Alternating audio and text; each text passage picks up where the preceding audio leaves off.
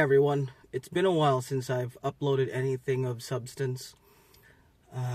Because life gets in the way. Leo is 2 months old and he's doing better. So he's out of the hospital, and a lot of things needed to be done in order to achieve that. We go to the doctor's office almost every weekend these days because we have to keep track of his health, especially his heart and his eyesight. A lot of things at work needed to take place, including our annual physical exam, drug tests, and audits, because we want to be ISO certified again. So everybody's busy, but I'm just here to tell you a story.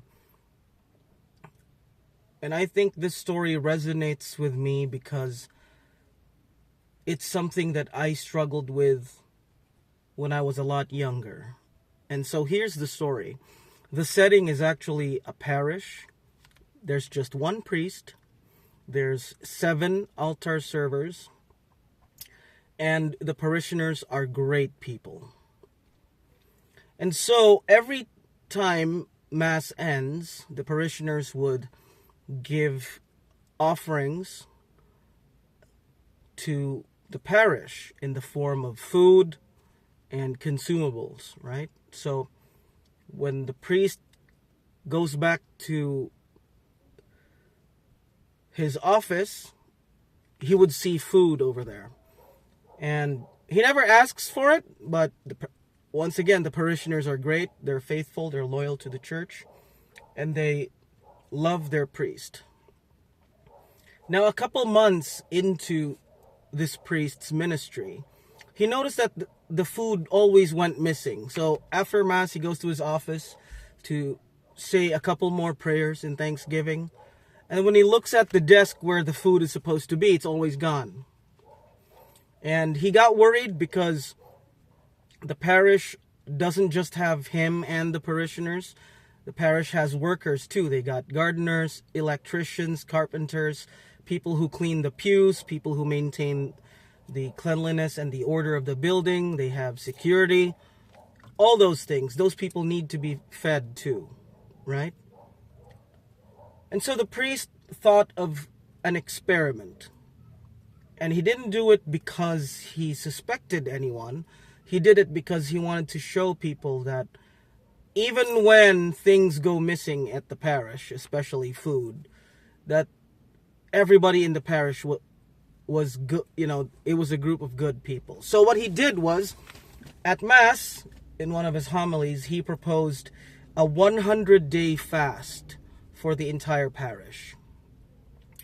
And a lot of people were confused because the feast day of their patron saint was coming up. And they were like, well, if we're going to have a fast and there's a feast day, what about catering? What about the celebration outside of Mass? Because there's bound to be food, right? And so the priest said, for this year and this year alone, we will just do a 100-day fast. And the people were loyal and faithful, and they're great parishioners. They obeyed. Everybody in the parish canceled all their catering, and all the food that usually goes to the parish after Mass didn't go there anymore, because they thought, okay, so if everyone's, doing fasting, then we won't tempt people by putting food on the desk, right? At the priest's office. So at the first 20 days of this fast, right, all of the altar servers were still there. They served the church. They had daily Mass. They were there. After 40 days of the fast, only 6 altar servers came back. The priest wasn't worried, He says, well, we're not even halfway there. We're good. On the 50th day of the fast, only 5 of the altar servers came back. The priest says, well, we had 7 altar servers. We have 5. This is fine. We're halfway there. We're almost done. On the 70th day of the fast, only 3 altar servers remained. And so the priest said, well, we still have altar servers and the parishioners are doing well. They're coming to Mass. Everything is fine and dandy. We're good. We can still get to the 100th day of the fast. On the 100th day of the fast, none of the altar servers came back. So the priest still said Mass. He did everything that is asked of him as their priest. And he announced the end of the fast on that day. So after Mass, everybody's lives went back to normal. But the feast day of their patron saint passed because it was covered within the 100 days. And so 101 on the 101st day, right? It's no longer the fast. It's supposed to go back to normal, right? None of the altar servers came back.